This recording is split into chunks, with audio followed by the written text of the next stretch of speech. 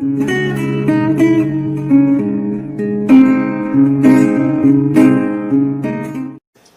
دفعہ ایک آدمی نے میرے اوپر بڑی چڑھائی کی، تم تبلیغ والے منافق ہو، کہتے کچھ ہو کرتے کچھ ہو، تمہارے قول اور فعل میں بہت فرق ہے بہت۔ جب ان کا غصہ اتر گیا تو میں نے ان سے کہا بھائی 100 نمبر تو اللہ نے بھی نہیں مانگے، آپ کیوں مانگتے ہو؟ اللہ نے کہا ہے فمن ثقلت موازینہ، جس کی نیکیاں بڑھ جائیں گی گناہ تھوڑے ہوں گے تو پاس کر دوں گی۔ تو 100 نمبر تو اللہ نے بھی نہیں کہا کہ ایک گناہ تیرے کھاتے میں نہیں ہونا چاہیے، 100/100 نمبر لے گا تو جنت دوں گا، نہیں تو ریپٹ مار کے جہنم میں ڈالوں گا۔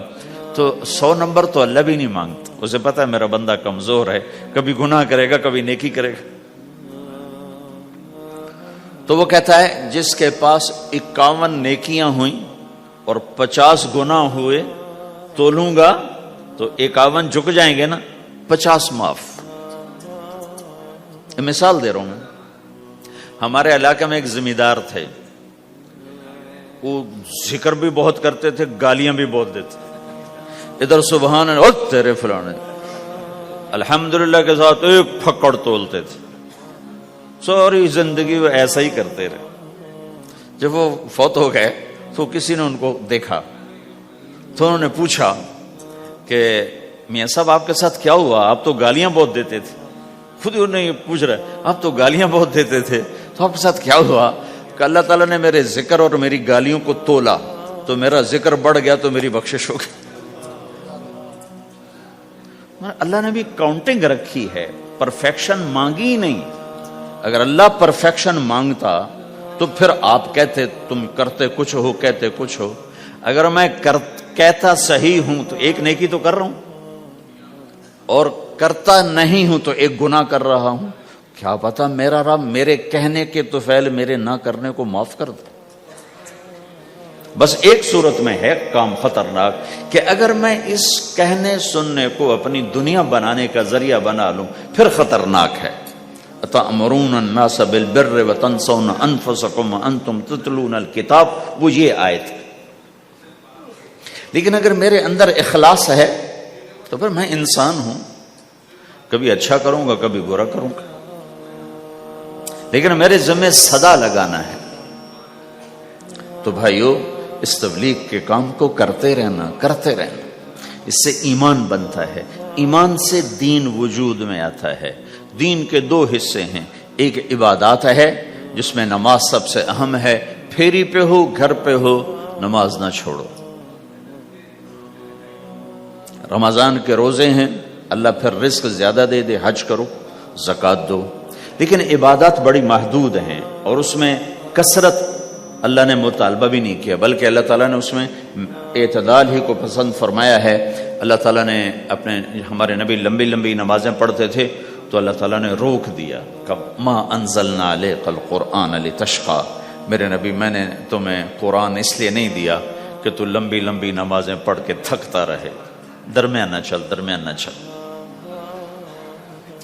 اللہ کے نبی نے تبلیغ میں زیادہ زور دکھایا تو اللہ نے اس پر بھی کہا فلا تذهب نفسك عليهم حسرات، اتنا غم نہ کیا کر کے تو خود ہی ہلاک ہو جائے، نہیں ایسا نہ کر۔ تو عبادات محدود ہیں اور اس میں اعتدال مطلوب ہے۔ سارا دن مصلی پہ بیٹھنا یہ اللہ نہیں دیکھنا چاہتا، اللہ یہ دیکھنا چاہتا ہے کہ تو باہر جاتا کہ میں دیکھوں کہ اب تو کیا کرتا ہے۔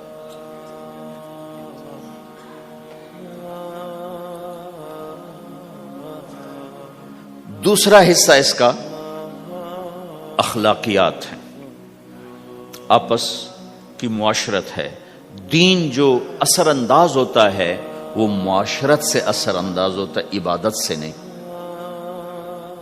عبادات سے نہیں۔ عبادت تو مسجد کے اندر ہے یا مصلی پر گھر کے اندر ہے، روزہ اندر کی چیز ہے، حج بیت اللہ میں ہے، زکوٰۃ مسلمان کو دی جاتی ہے۔ تو دنیا میں دین پھیلنے کے لیے اور اپنوں کو دین کے قریب کرنے کے لیے جو سب سے بڑا عمل ہے وہ بھائیو اچھے اخلاق ہے۔ یہ دوسرا حصہ میں آج بیان کرنا چاہتا ہوں۔ اللہ کے نبی نے فرمایا ایو عرل اسلام اوثق، مجھے بتاؤ اسلام کا سب سے مضبوط عمل کیا ہے؟ تو صحابہ نے کہا الجہاد، یا رسول اللہ جہاد، اسلام کا سب سے مضبوط عمل کیا ہے؟ صحابہ نے کہا جہاد، تو آپ نے کہا وحسن وما هو به، ہاں جہاد بہت اچھا عمل ہے لیکن سب سے بڑا عمل نہیں ہے، سب سے مضبوط عمل نہیں ہے۔ انہوں نے کہا جی الصلاۃ، نماز، تو ہم نے کہا ہاں وحسنۃ وما ہی بها، نماز بھی بہت اچھی چیز ہے لیکن وہ نہیں جو میں پوچھ رہا ہوں، سب سے اعلیٰ، سب سے اوپر، سب سے مضبوط نہیں۔ تو انہوں نے کہا جی الحج، حج، تو آپ نے کہا حج بھی بہت اچھا عمل ہے لیکن وہ نہیں جو میں نے پوچھا ہے۔ پھر صحابہ نے کہا جی روزہ، آپ کا روزہ بھی بہت اچھا ہے لیکن وہ نہیں جو میں نے پوچھا ہے۔ تو پھر صحابہ نے کہا یا رسول اللہ پھر آپ ہی بتائیں، ہمیں تو نہیں پتا۔ تو ہمارے نبی عبادات سے اوپر لا رہے ہیں، اپنے ساتھیوں کو عبادات پہ قائم کر دیا۔ ہر آدمی نمازی بن چکا ہے، ہر آدمی روزے دار بن چکا ہے، ہر آدمی مالدار زکوٰۃ دینے والا بن چکا ہے، اور ہر آدمی حج کا جذبہ پیدا کر چکا ہے۔ اب آپ ان کو اخلاق پہ لانا چاہتے ہیں، چونکہ اسلام کی تکمیل اخلاق سے ہے۔ اسلام کو تشبیہ دی گئی ہے گھر کے ساتھ، بنی الاسلام علی خمس، تو بنیا کا لفظ عمارت پر بولا جاتا ہے۔ تو اسلام کی بنیاد میں ہے کلمہ، نماز، روزہ، حج، زکوٰۃ۔ اگر اس مسجد کی بنیادیں بھر دی جائیں تو اس کو مسجد تو نہیں کہیں گے نا، ہاں جی بنیادیں ڈال دی ہیں، چھت ڈالنی ہے، جب چھت پڑے گی تو پھر یہ مسجد کہلائے گی۔ تو اسلام کی بنیاد قائم ہو چکی تھی، اب آپ چھت ڈالنا چاہتے تھے۔ چھت کیا ہے؟ وہ اچھے اخلاق ہیں، تو اب آپ ان کو اوپر لا رہے ہیں، اوپر لا رہے ہیں۔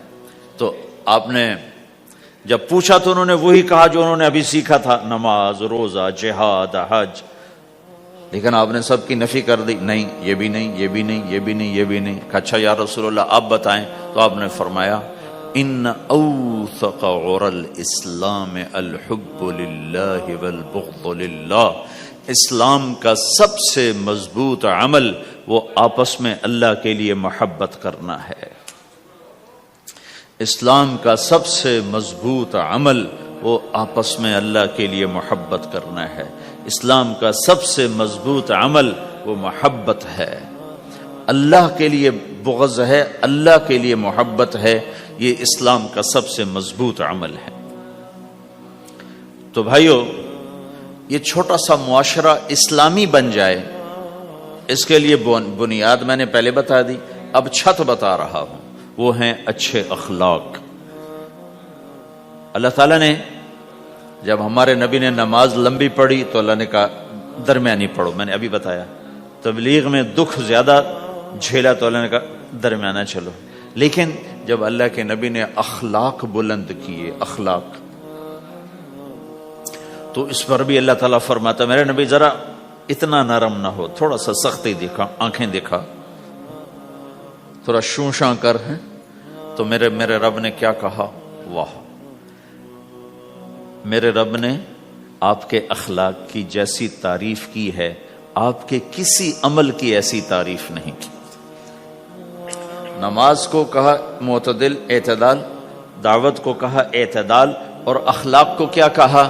انک لعلی خلق عظیم، اور اس کو طاقت پہنچائی قسم اٹھا کے، نون، پھر قسم اٹھائی قلم کی جو علم کا ذریعہ ہے، والقلم وما یسطرون، مجھے قسم ہے قلم اور اس کی تحریر کی، ما انت بنعمت ربک بمجنون وان لک لاجرا غیر ممنون۔ ان دو آیتوں کو چھوڑ کر اگلی جو آیت آ رہی، وانک لعلی خلق عظیم، اے میرے محبوب میں قسم اٹھاتا ہوں قلم اور اس کی تحریر کی، تیرے اخلاق بڑے عالی شان ہیں۔